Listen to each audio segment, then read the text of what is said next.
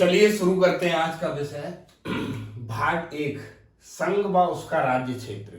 भाग एक क्या कहता है? संघ व उसका राज्य क्षेत्र। पहला क्वेश्चन बनता है कि भाग एक किससे संबंधित है? तो संघ व उसके राज्य क्षेत्र से संबंधित है। दूसरा क्वेश्चन बनता है कि भाग एक में कितने अनुच्छेद हैं? तो भाई साहब 4 अनुच्छेद हैं, 1 2 3 4। अब बात करते हैं इनके अनुच्छेदों के बारे में। पहला कहता है भारत अर्थात इंडिया राज्यों का संघ होगा। मतलब कि अनुच्छेद 1 में संघ का नाम है। क्या क्या नाम है संघ का? या तो ये भारत बोलेंगे इसे, या इसे इंडिया बोलेंगे। फिर दूसरी टर्मिनोलॉजी क्या है?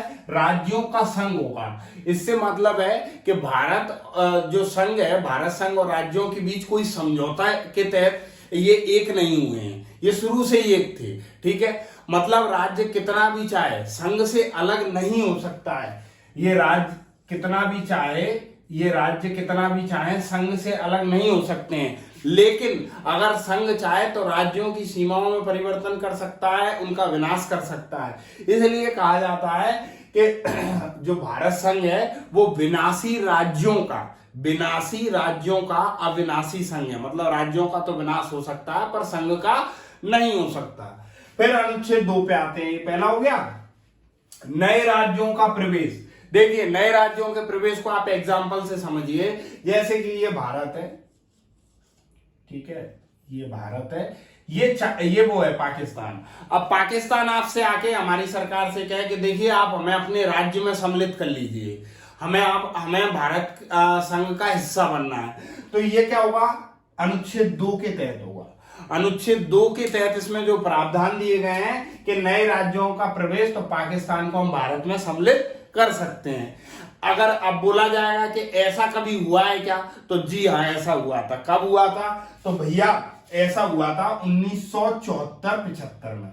कब हुआ था? 74-75 में। कैसे हुआ था वो और देख लीजिए। 34वें संविधान संशोधन 1975। 34वें संविधान संशोधन 1975। नहीं, सॉरी, 35वें संविधान संशोधन, एसएस का मतलब 1974। 35वें संविधान संशोधन 1974 द्वारा क्या किया गया?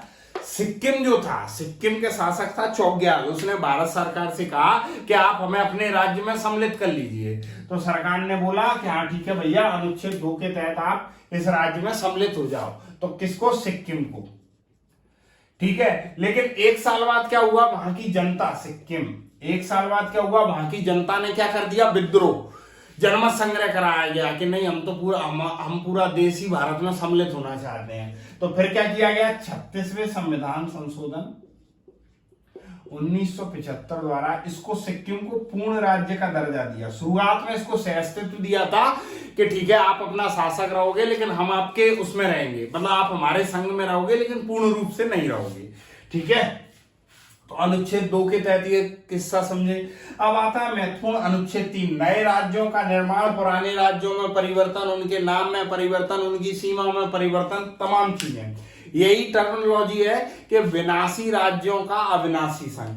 तो अब देखिए, ये भारत है, ठीक है। अब जैसे भारत में हम एग्जाम्पल से समझते चलिए, ये एमपी था, मध्य प्रदेश, ये बिहार था और ये यूपी था। लेकिन अब क्या किया? नए राज्यों का निर्माण करना है।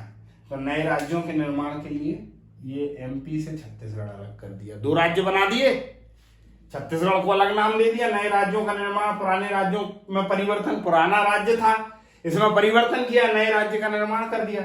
ये बिहार से झारखंड को अलग कर दिया, ठीक है, और ये उत्तर प्रदेश से उत्तराखंड को अलग कर दिया।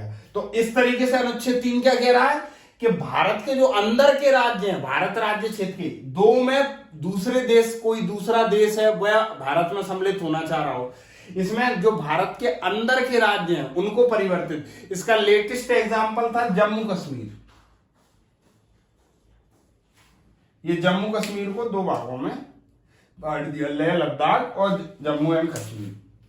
अब ठीक है, अब ये करा कैसे, इसकी प्रक्रिया समझ लीजिए कि संसद जो है कोई इससे संबंधित विधेयक लाती है, कहां पे लाती है? राष्ट्रपति को देती है पूर्व सहमति के लिए। तो राष्ट्रपति क्या करता है कि राज्यों से पूछना चाहता है कि भैया तुम देख लो, ये तुम्हारे राज्य में हम परिवर्तन कर रहे हैं, लेकिन पूछ रहे हैं सिर्फ, राज्यों की सहमति की आवश्यकता नहीं है, उनसे सिर्फ पूछ रहे हैं कि अगर तुम्हें कुछ स्पेशल कुछ प्रावधान रखने हो, लेकिन ये नहीं कि भाई आपकी सहमति से ही होगा। यहां पर ये पॉइंट याद रखिए, नए राज्यों में परिवर्तन, उनकी सीमाओं में परिवर्तन के लिए क्या राज्य की सहमति की आवश्यकता है? नहीं है साहब।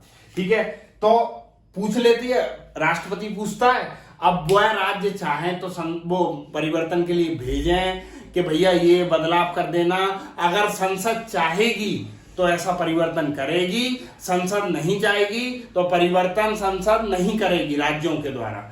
पूरे राज्य वो संसद चाहेगी, अपने हिसाब से परिवर्तन करेगी, ना कि राज्यों के हिसाब से। इसी तरीके से जैसे आंध्र प्रदेश को 2 भागों में बांट दिया था, लेटेस्ट में अभी जम्मू कश्मीर का मैंने एग्जांपल ही दिया। ठीक है, अच्छा एक और चीज इसमें याद रखिए कि जैसे राज्यों के निर्माण, उनकी सीमाओं में परिवर्तन के लिए तो राष्ट्रपति किसके पास भेजता है? एक बार राज्यों के पास भेजता है। लेकिन अगर क्वेश्चन आता है कि यूनियन टेरिटरी, संघ राज्य क्षेत्र में की सीमाओं में अगर परिवर्तन करना होगा तो क्या वहां के जो राज्यपाल हैं, प्रशासक है, उनको भेजना आवश्यक है? तो नहीं है आवश्यक, उनको भेजना आवश्यक नहीं है, अनुच्छेद 3 के तहत। ठीक है, अगर क्वेश्चन आता है कि क्या राज्यों के निर्माण या उनके नाम में परिवर्तन के लिए राज्यों को अधिकार है? तो राज्यों को बिल्कुल अधिकार नहीं है।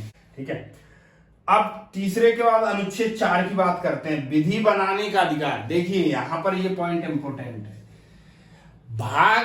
सिंपल सी बात याद रखना, भाग 1 से संबंधित सभी प्रावधानों पर विधि बनाने का अधिकार संसद को होगा। इससे संबंधित जितने भी प्रावधान हैं उनमें विधि बनाने का अधिकार किसको होगा? संसद को होगा। फिर दूसरा क्वेश्चन बनता है, क्या विशेष बहुमत से होगा? नहीं होगा, साधारण बहुमत से होगा। साधारण बहुमत से होगा।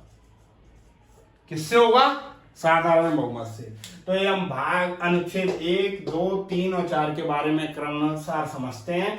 भारत अर्थात इंडिया राज्यों का संघ होगा, द्वितीय में राज्यों का प्रवेश, तृतीय में जो भारत के अंदर के राज्य हैं, यहाँ पर भारत के जो बाहर से राज्यों को लेना, तृतीय में अंदर के राज्य, और चतुर्थ में जितनी भी इससे संबंधित प्रावधान है वो संसद बनाएगी, वो भी साधारण बहुमत से बनाएगी।